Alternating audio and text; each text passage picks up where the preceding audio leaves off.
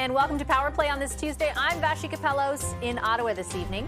Tonight, strike notice deja vu. The Canadian Union of Postal Workers puts Canada Post on notice, prepared to strike, shutting down mail delivery as soon as Friday. Is there any way to avoid a strike? In moments, both the company and union will join me in studio, and I'll ask them. Then, Royal Countdown.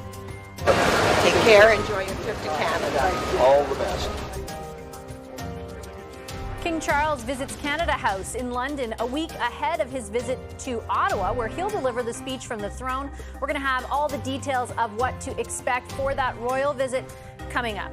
Plus, budget backtrack. We will have a much more comprehensive, effective, ambitious, prudent budget in the fall.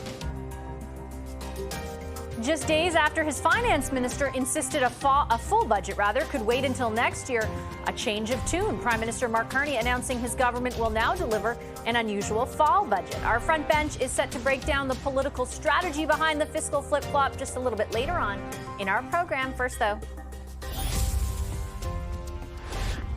Canada Post is officially on notice with the Canadian Union of Postal Workers ready to strike as soon as Friday. Back at the end of last year, you'll remember, postal workers were sent back to work after a month-long strike, with then Labour Minister Steve McKinnon ordering an independent review of the company and labour dispute. That report, made public Friday, recommended sweeping changes to the Crown Corporation's mandate, including ending daily door-to-door residential mail delivery and lifting moratoriums on community mailbox conversions and rural post office closures. The report also lays out three options to move forward. One, the employer can put a final offer up for a vote by employees in the bargaining unit. If a majority accept, the terms of the offer would become the new collective agreement. Two, the government could impose arbitration or a strike or lockout. Thirdly, could occur. John Hamilton is Canada Post Vice President of Communications. Hi, Mr. Hamilton. Good to see you. Thank you for making the time. Thanks for having me on. I heard you indicate earlier today that there would be an offer, a new offer coming to the union. When? We were planning to meet with the union tomorrow. We were just confirming details this afternoon. So we'll be sitting down with the union tomorrow, and hopefully we can get negotiations rolling again. We're putting forward, and we had told the union we needed to take a pause because we wanted to put forward offers. We also wanted to reflect on the report. It just came out on Friday. And that's the Industrial Inquiry Commission report, and that's something we both participated in and laid out a lot of things that need to change, and was a chance just to say, you know, are we doing the right thing? Are we doing what's needed to fix the Postal Service? So we'll be sitting down with them tomorrow. Hopefully we can get talks going again and get a deal. How has that time that you referenced informed the type of offer you can put forward? And I know you're not going to disclose all the details, but if you were to compare it to the last one negotiated around, is there significant movement in your view on the company's part? We've moved on things like wages and other areas, and I don't want to get into too many of the details because we'll be presenting that to the union tomorrow, but we will share that with employees, and people will be able to take a look at it. It still does get into a lot of the areas where we need to be growing our parcel business. So adding in a better mix of part-time employees, good part-time jobs on weekends so we can provide affordable delivery, adding in some flexibility to our delivery model because our delivery model is largely built to deliver a lot of mail, and it doesn't account for the fluctuations in parcels. Those are industry standards, but we don't have them, and you can see that reflected in our parcel volumes because the volumes have been going to the delivery personnel that can provide that level of service. So we need to make those changes. It isn't just we want to tinker and play with the collective agreement. This is as Mr. Kaplan said in his report, we are at an existential crisis at Canada Post. This is that we need to map and chart a path forward and work together, and we can't just white knuckle it with the status quo. That's not going to work. And I understood Mr. Kaplan's report to conclude the same, essentially that this organization, if not for the loan, would not be able to make its payroll this year, in that it does face an existential crisis. If I understand the union's perspective clearly, though, it's why should that crisis be addressed on the backs of them? Yeah, and people can judge by the offer, you know, when we push that out. But what we've been saying all along, and what we'll continue to say, is we need to make changes to how we deliver, to our delivery model and things like that. But some things have to change so that other things don't. So for our employees who value their pension, their job security, their benefits and things like that, we're saying we're not going to touch that. But we need to make changes to the way we deliver and our delivery model so that we're more competitive and we can change things. And we also have to make sure that we can get 8 hours work out of 8 hours pay. So those are the types of things that we have to change. They're holdovers for many years. Our collective agreement, it's thick as a brick. But so we need to make some incremental changes. And these aren't all just coming at the last minute. We've been trying over the last, mail's been in decline the last 30 years. We've been trying the last 20 years to make some changes, and our negotiations, I don't think it's any surprise to anyone, have ended in back to work legislation, binding arbitration, always grinds into the dirt. With great respect, that's not all the workers' fault, right? You have appealed on multiple instances to the federal government to amend your mandate to better reflect the reality of what is going on, and that has largely fallen on deaf ears. So once again, put yourself in the shoes of somebody who spent the last 20 years working for Canada Post and is saying, why am I going to be so negatively impacted by something that was out of my control? Absolutely. And we hope tomorrow that our employees see in the offer that we put forward to the union that we're not doing that we're trying to preserve good jobs and trying to preserve the things that matter most to them. But that's a fair point. If you look at Canada Post, you've got the union on one side and working on the collective agreement, but the whole regulatory structure has been sitting on a dusty shelf in some government office for a long time. We've got a rural moratorium. It was put in place to stop the closure of rural post offices, but that was put in place in 1994. And all it was a list. It hasn't changed since 1994. So areas that once were rural are now urban. Richmond Hill is on that list. But so according to the rules we have to follow, Richmond Hill, from a post office standpoint, is the exact same as Apple Hill, Ontario, which is a lovely little town with a lovely little post office. But it means the resources get placed, and we have to, with limited resources, we have to spend them where they stay. And then community mailboxes, we haven't added a new door-to-door delivery address in decades. We've been 70% of Canadians have some form of centralized delivery, and less than 24% of Canadians have door-to-door delivery.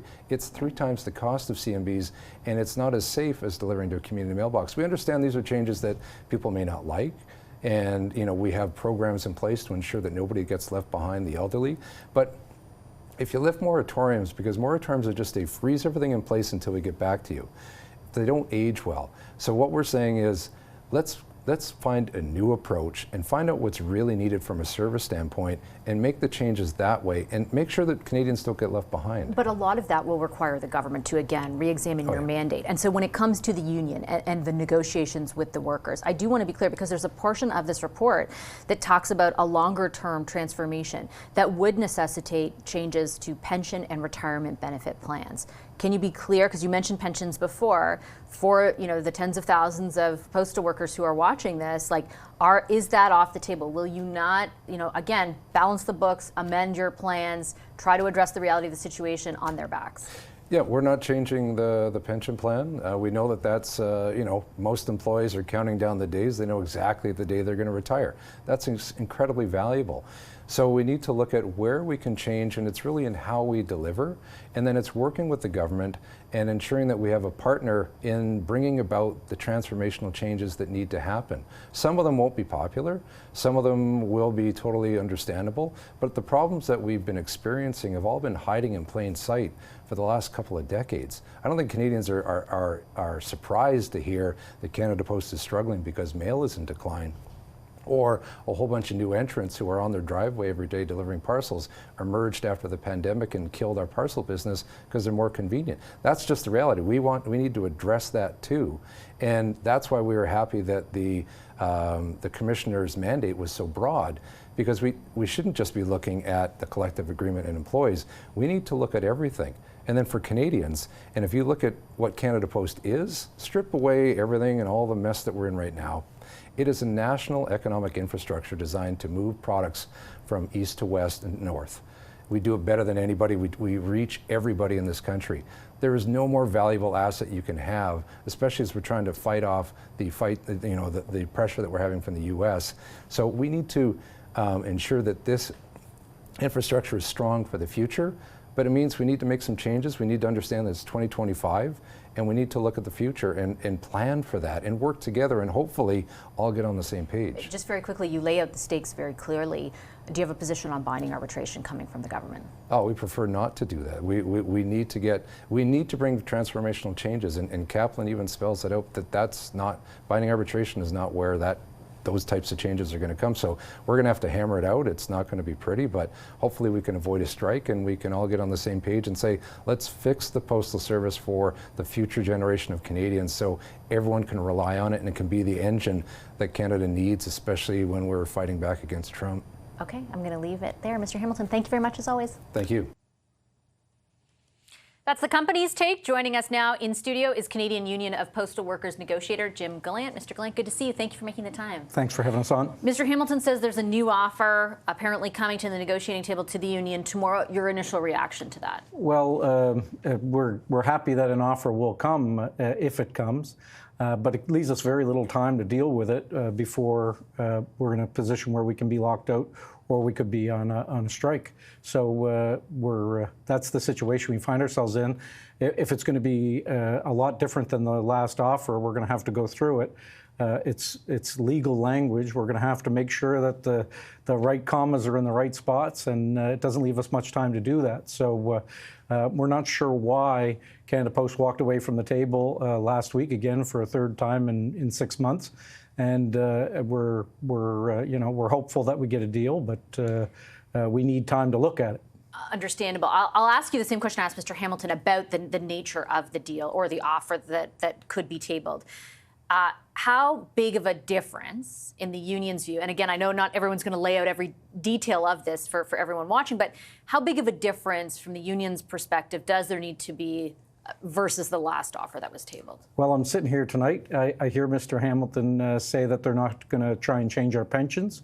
That wasn't what they said in front of the commissioner. The chief financial officer said they needed changes to pension.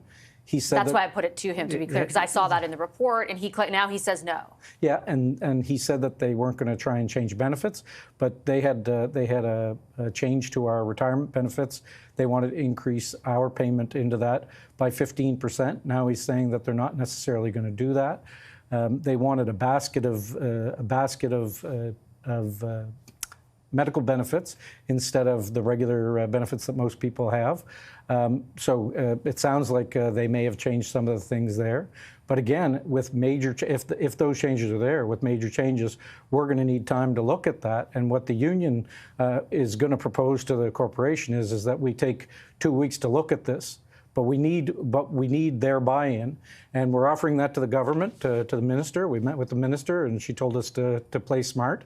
So we're making that offer that we would put off any strike or lockout for 2 weeks, so we can see Canada Post offer and make a real informed decision around what's going to be put to us tomorrow or whenever it happens. Okay, so I hadn't heard that before, so I just want to make sure I understand correctly. You're the first person to hear it. Well, I appreciate that, and I'm sure people watching will appreciate to hear that as well. So if there is an offer tabled tomorrow, as Canada Post has said tonight, there will be, you would like to see an agreement from Canada Post to basically stave off either a lockout or a strike on your part, give everyone 2 weeks to negotiate around that agreement. Is that accurate? That's correct.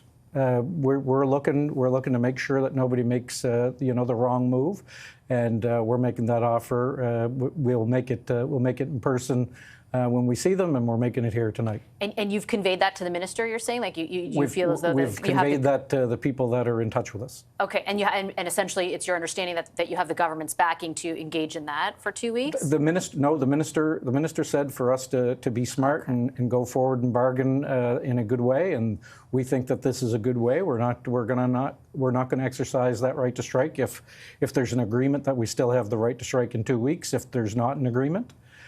So we just want to make sure of our, the lay of the land, so we don't have to jump through all those hoops that you have to jump through before you can go on strike. Okay, so we will certainly keep that in mind tomorrow when we continue to ask questions.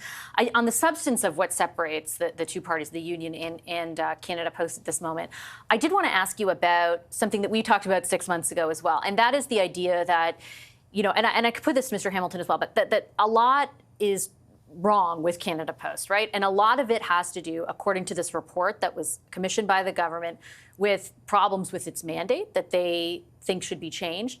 But the person who authored this, who did this report, very specifically comes to the conclusion that he disagrees with the union's conclusion about what went wrong, right? That I am not persuaded by CUPW's assertion that Canada Post's mismanagement and incompetence are the reasons for the current financial situation. He concedes there are some, but that it is not the totality or the most important factors that have led Canada Post to where it has arrived at today. And he kind of lays out this scenario where, like, there's one set of facts that he agrees with and then one that the union operates under. Do you understand, I guess, the gap that exists there and why it makes it seem like a deal is so hard to have? Tonight, Mr. Hamilton told you that mail had been in decline for 30 years. They've made it clear that 2006 was the biggest year of mail volume. So that's 19 years ago, not 30 years ago. So when you start with inflating your numbers, that's the first problem. And then it goes from there. The corporation talked about in front of the commissioner saying that banking was not their core value, that they didn't have the infrastructure for that. If you're on Facebook or any other social media platform today, there are ads out for Canada Post called My Money, and they're looking to get into savings and checking accounts for Canadians to offer them to get away from same-day lenders and stuff like that. So they say one thing when they're in front of the commission, and then they do another thing a couple of weeks later when the heat is off them. And I do understand that juxtaposition, but I would give some credibility to the individual who embarked on this expedition, right, who looked through the testimony that he was given or what he listened to, and ultimately who concluded that it wasn't entirely Canada Post's fault and the management of Canada Post that it ended up where it was. Whereas your union's assertion is that it is, which would help inform why you think there's so much more to give and why there should be more money on the table, for example, or different rules on the table. He says it helps buttress Canada Post's argument that they were going to not be able to meet payroll, for example, in this year. But there was no testimony. Let's be clear. Submissions, my apologies. No one was sworn to tell the truth. The commission had evidence that they wouldn't allow in, and no one testified. So people told a story. And whatever, I guess the commissioner believed one story and didn't believe the other. That's ultimately it. Because the evidence that we provided, for instance, on the fact that full-time working on weekends would be cheaper than part-time people only working on weekends, there's nothing in there that says we were wrong. It just says that's not what Canada Post wants. So we're making it clear that we're trying to get, for when it comes to weekend delivery, Canada Post started off by saying they needed straight-time delivery. And that's what we've offered them. We just offered them so full-timers will have, instead of everybody having Saturday and Sunday off, somebody's going to have Monday and Tuesday off. Somebody's going to have Wednesday and Thursday off, that sort of thing. That's something Canadians can deal with. And Canadians don't want part-time jobs that have 16 hours a week, working weekends. Canadians want full-time jobs. That's what most Canadians want. And that's what we're in the business of as a union. We're trying to make it so people can live. I gotta leave it there. I just have one quick question that I want to ask you that I concluded with Mr. Hamilton. Your position quickly on binding arbitration from the government? Binding arbitration, the interference by the government, even the commissioner said that that's a problem. Every time they interfere, it causes problems. Okay, all right. Well, I will leave it on that note. Thank you very much, Thank you. Mr. Galant. Appreciate it. Jim Galant is the negotiator for CUPW. And just to recap very quickly what Mr. Galant told us, that Canada Post earlier on the program said that they would deliver an offer to the union tomorrow, when there's supposed to be negotiations that begin with the help of a mediator. And Mr. Galant said that if, in fact, they do receive that offer, they are willing to put aside the possibility of a strike for 2 weeks if Canada Post agrees to that term in order to further negotiate and basically further scrutinize whatever is in that offer. So the possibility exists tonight for a 2-week kind of stave off or delay to the prospect of a strike, which was coming down the pipe as soon as Friday. We will continue tracking any developments and reaction to what you heard here on this program. I will also note note that Jobs Minister Patty Hajdu and Labour Secretary of State John Zuricelli were both unavailable for an interview this evening because of a cabinet meeting. The minister's office did refer us to her statement from Friday, which reads in part, "It's time for everyone to put aside their differences, focus on shared goals, and ensure a strong postal system now and into the future." I want to turn to some news south of the border. Just last hour, Donald Trump announced the design for a $175 billion missile defense system that he's calling the Golden Dome. And he made a surprise announcement that Canada wants in. Take a listen. I told you Canada wants to be a part of it, which be, fairly small expansion. But we'll work with them on pricing. We'll be dealing with them on pricing. They know about it very much. They've asked to be a part of it, actually. They've asked us to be a part of it. I think it's something that is great if you can afford to do it. We did reach out to the Prime Minister's office right after we heard that comment from the President to get some reaction. We will deliver that reaction to you as soon as it lands in our inbox. Just ahead, though, we're going to take a quick commercial break. On the other end of that break, details of next week's royal visit. We've got the full lay of the land. We're back in a moment with that.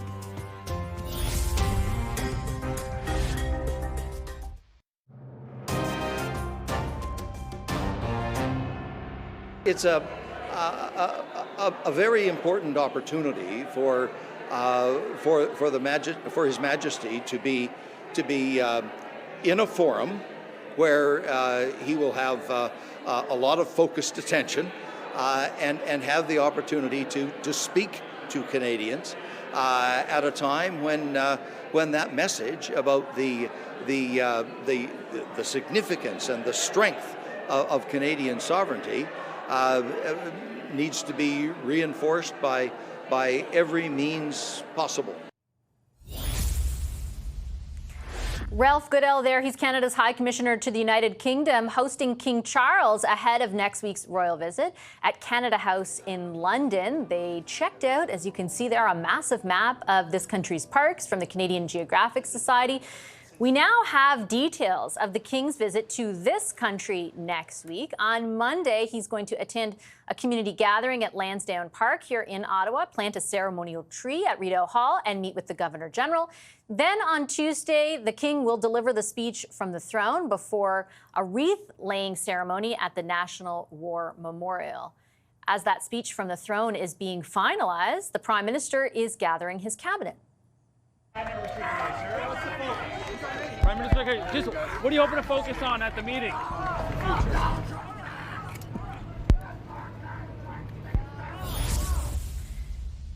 That's the Prime Minister leaving his downtown Ottawa office a little earlier this afternoon, heading to the woods, Gatineau Park to be exact, for a pre-throne speech huddle with his cabinet. That meeting is closed to media, but CTV's senior political correspondent Mike LeCouture is on site in the park, as close as he could get to the Prime Minister's team. Mike? Well, Vashi, with a new Prime Minister comes a new way of doing things. Instead of holding a retreat in a completely different part of this country, Mark Carney has gathered his cabinet and his secretaries of state just north of Ottawa in Meech Lake, Quebec, to hold 2 days of meetings. The Prime Minister left Ottawa around noon to head up here. The focus of these meetings will be on expanding and diversifying trade as Canada continues to face tariffs from the United States. Now, relations with our neighbors to the south will also be a topic of discussion as businesses continue to deal with the fallout from the trade war.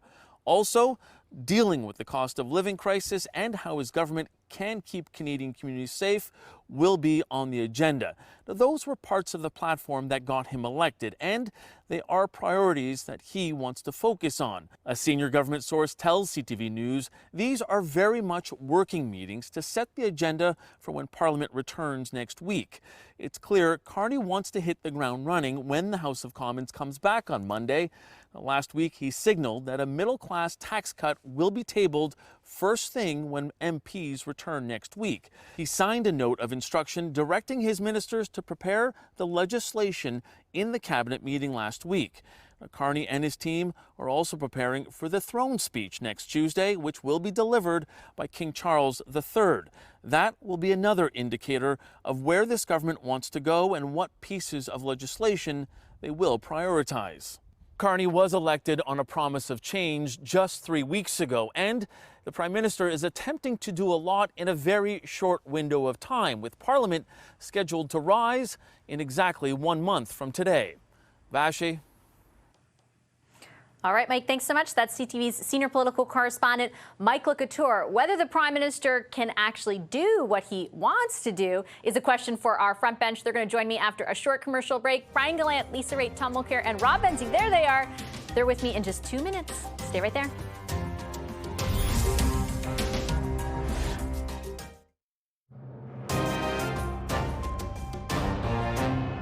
There is not much value in trying to rush through a budget in a very narrow window, 3 weeks, with a new cabinet, effectively a new finance minister. Defense spending, the economic outlook, including the tariff relationship with the United States and the efficiency, all of those coming together, we will have a much more comprehensive, effective, ambitious, prudent budget in the fall.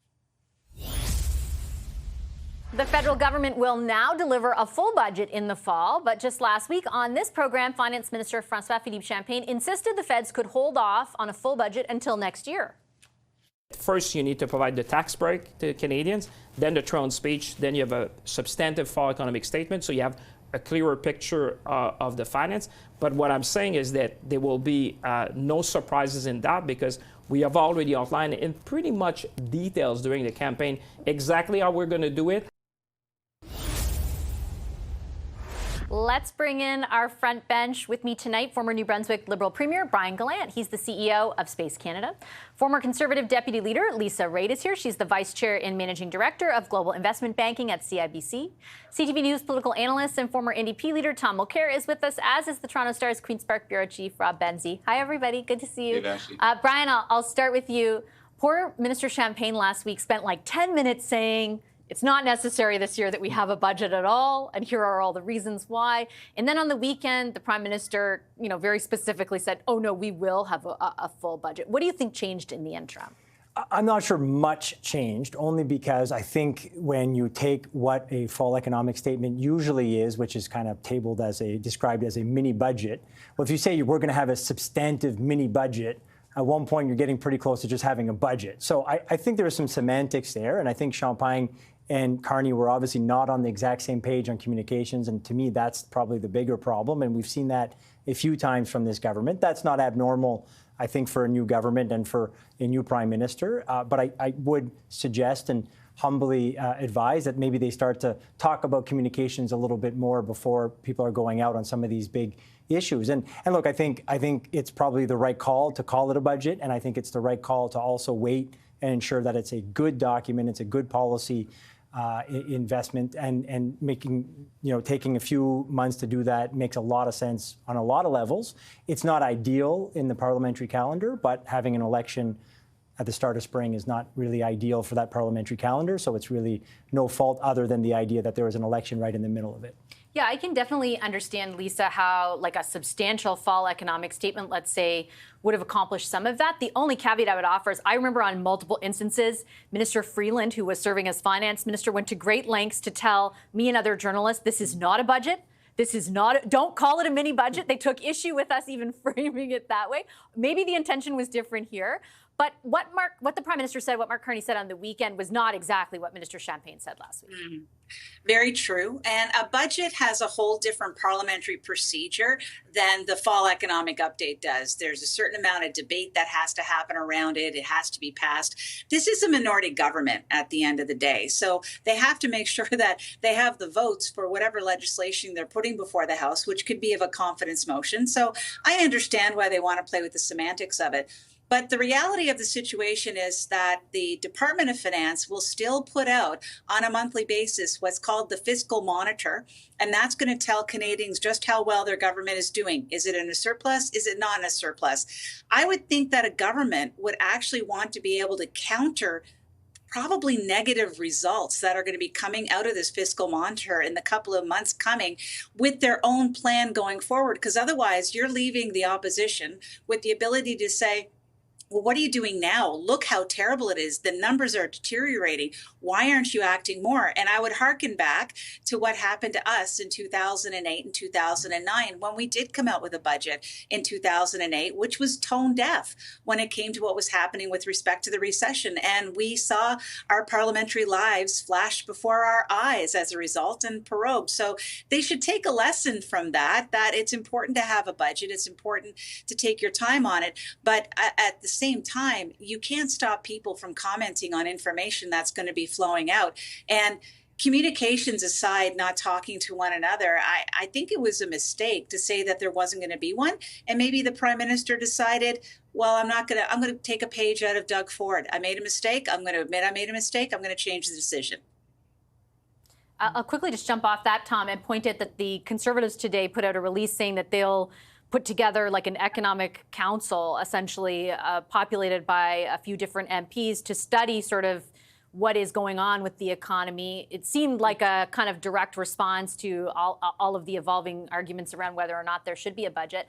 On the point of what the Prime Minister said over the weekend, it just felt last week that didn't track either with the brand of Mark Carney during the campaign or thereafter, right? The way he spoke about the budget on the weekend was what you would expect, I think, from him.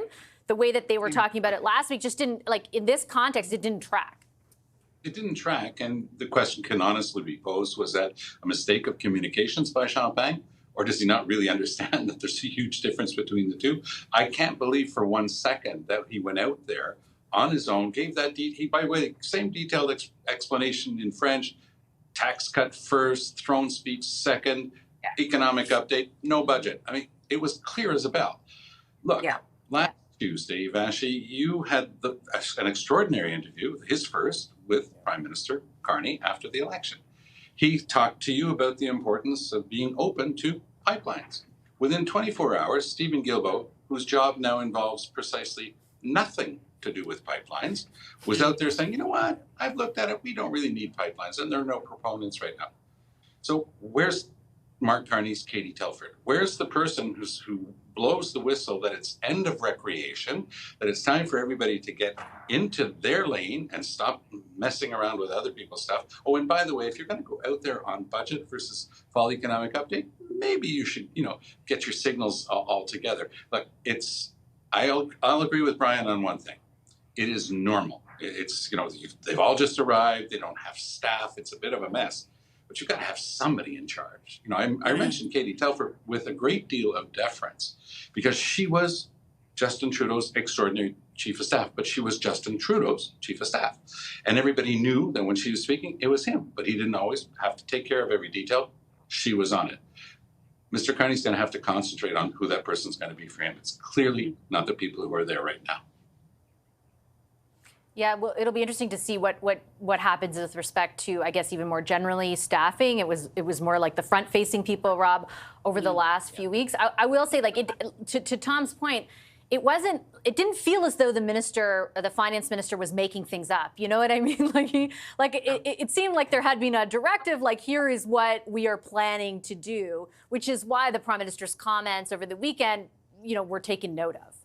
I think, it must have suddenly occurred to the PMO, and Tom's right, they're not staffed up yet, but they need to get staffed up soon. But I think it clearly occurred to them, maybe it was on the road, on the plane to the Vatican, on the plane to Rome. But you can't not have a budget. It's ridiculous. We've just had an election. We have a new government, and I think Mark Carney was elected because people thought he was competent and would have a plan and would be, show some capability at governing, and that includes having a budget. If the Tories had been elected on April 28th and said they weren't going to have a budget till next year, people would have been screaming blue murder, and rightly so. I think that he's gotten it right. But the other thing, to pivot, to jump off what Tom was just mentioning, your interview last week, Vashi, with the Prime Minister, I thought it was clear to me from watching that he's the boss, he's in charge, he is the government. So I don't really care what Stephen Guilbeault or any other minister says about this, that, or the other thing. At the end of the day, the Prime Minister is going to be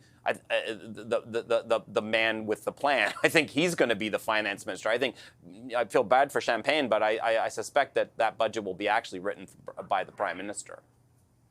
But ultimately, Brian, I just have time for one last question, and we sort of touched on this last week. Like, if every day your cabinet ministers are coming out and contradicting you to one level or another, I think you were blaming the media for focusing on that last week, but we are going to take note of that. Like, if you know what I mean, regardless of the degree to which the Prime Minister says it's my world and they're all living in it. I think, like, we're so used to a system where, what a minister says matters to one degree or another. So if they're constantly contradicting, not to say that will be the case, this could just be the first few weeks, but I think that would have an impact. Yeah, of course. And look, joking aside, the idea that the media is going to focus on discrepancies between ministers and the Prime Minister is completely normal and is to be expected, and that's why you have to do it as least as possible. And that's also why I agree with a lot of the comments of the colleagues where they got to get their act together, and whether it's because of staff, whether it's because they're not talking, whether it's because maybe somebody just didn't get the memo, frankly, on what the plan is, whatever, or maybe all of those things are not mutually exclusive. They got to get it done quickly. And I think there's some grace.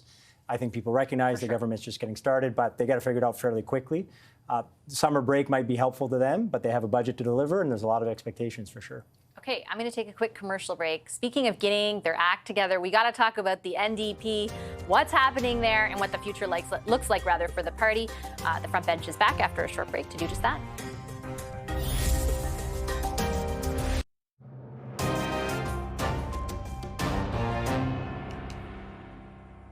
Welcome back to Power Play. Is there trouble brewing at the NDP? The party was decimated in last month's election, reduced to just 7 members, losing official party status in the parliamentary resources that come with that designation. Then late last week, the Globe and Mail reported 3 out of 7 NDP MPs wrote a letter to the party's executive criticizing the appointment process for interim leader Don Davies. The MPs, Jenny Kwan, Laurie Idlout, and Leah Gazan. But they've since sought to clarify their letters with statements. Leah Gazan, for example, posting in part to social media, "We value and respect all our caucus colleagues, including Don Davies. In writing the letter, we were seeking to review and discuss our concerns with the process and come to an agreement on how we move forward together. We must return to our roots in ensuring an inclusive and democratic engagement." NDP National Director Lucy Watson also sent a statement to CTV News that reads in part, "Our Constitution gives the Federal Council, our party's governing body between conventions, the exclusive authority to appoint an interim leader, and the process was followed to the letter." Let's bring back the front bench to talk about that. Brian Galant, Lisa Raitt, Tom Mulcair, and Rob Benzie are here. Tom, of course, I have to start with you. I'm just wondering, as you watch all of this unfold, as, for example, you read that piece in the Globe, you see the reaction to it, like, what is going through your mind about the future prospects for the NDP? It's been one of those days where I've talked to a lot of people who worked so hard to get the NDP to, its utmost accomplishment, which was becoming official opposition. And people are just so depressed. I mean, one used a very funny joke. How many socialists does it take to have a schism? Apparently the number is 7 and they break 4-3. I mean, this is what's left of the NDP. Only a tiny fraction of the ridings across Canada saw the NDP hit the 10% mark, which is what you have to get to have your expenses reimbursed. The party is flat broke. Charlie Angus made an interesting, I think, largely valid criticism of the campaign that was run, and was immediately slapped down by the person who had at one point been, Jagmeet Singh, chief of staff. He dared criticize the campaign. How dare he? Well, I think there was a lot to criticize about that campaign, frankly. And so it's just one of those situations where a party is on the ropes and nothing that they're going to do right now is going to make it any better. It would have been the easiest thing in the world for that federal council to say, hey, there are only 7 people. Let's have them into the room and let's talk. I remember, we went through this with the untimely passing of Jack Layton, and caucus was involved every step of the way. We weren't told that this person had been anointed.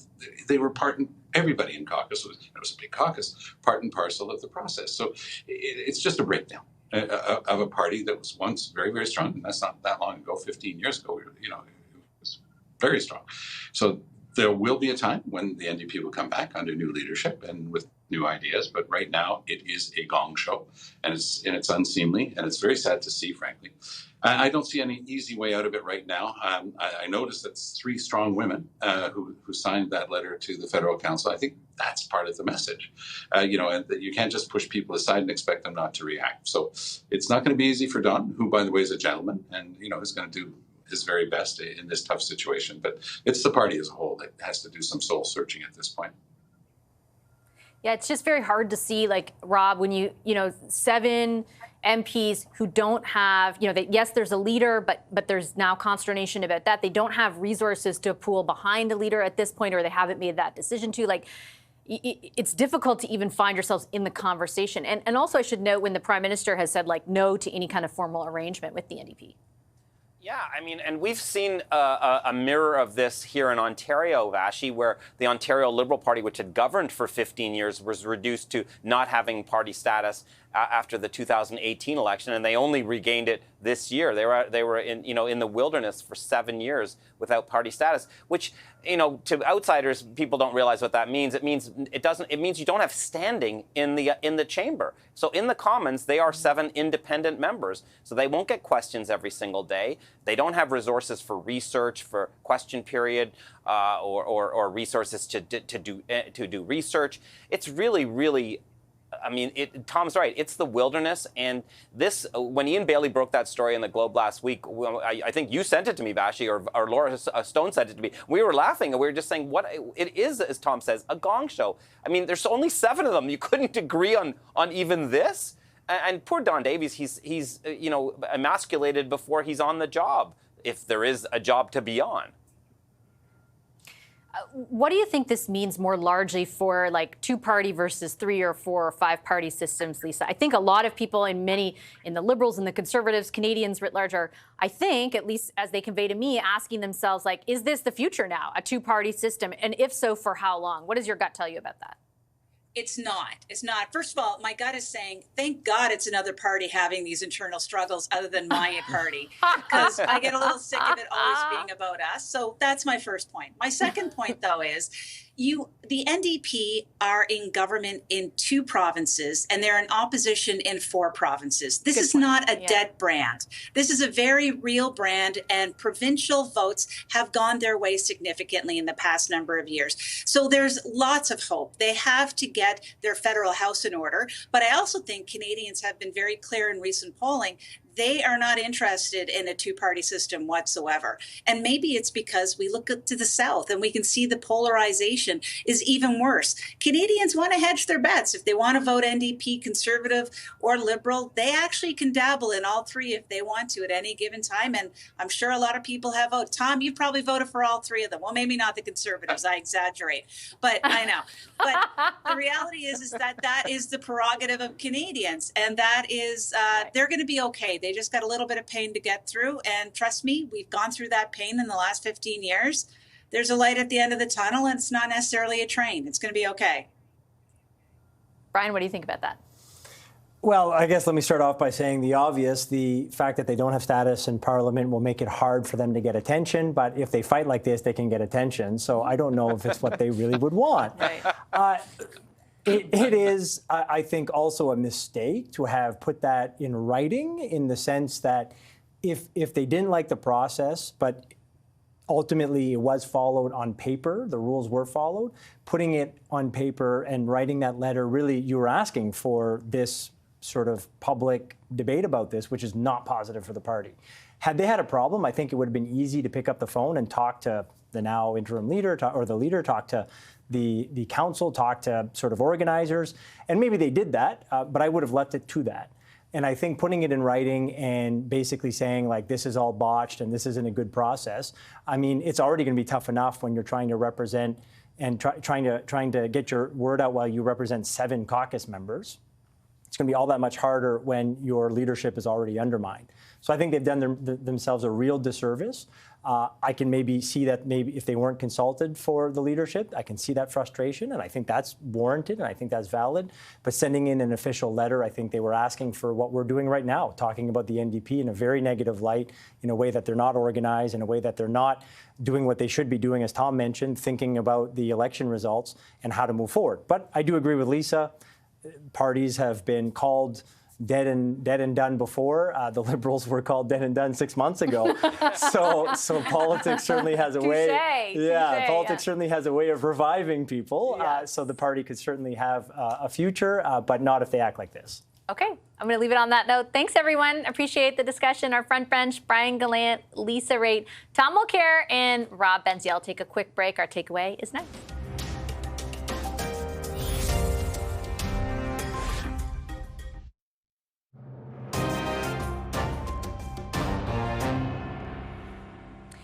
Welcome back to Power Play. Today's takeaway is all about news you learned on tonight's program about where things are headed with the potential Canada Post strike. The union issued strike notice that would have put them in a position to start striking as of Friday. The company was on the program, John Hamilton, their VP of Communications, saying that they plan to table a new offer in mediation. So there will be a federally appointed mediator as well as both parties at the table tomorrow.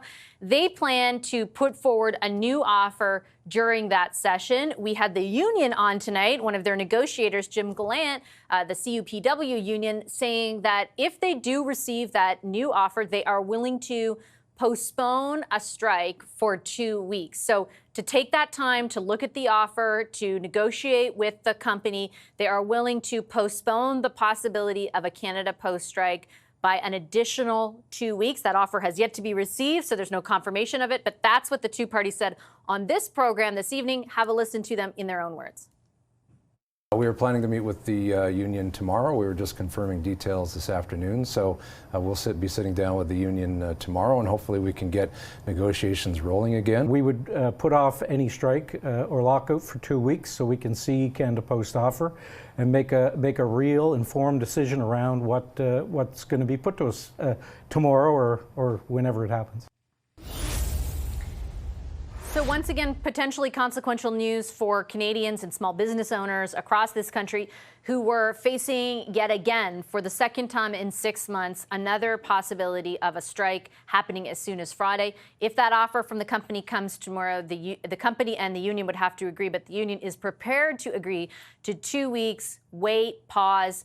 Don't go to a strike situation again for those full 2 weeks. I mentioned this would be the second time in 6 months. It was November through to December last year where Canada Post was again on strike. At that point, had a huge impact at the time on the economy and on, again, so many thousands of small business owners across the country. So the possibility exists, at least, for negotiations to continue.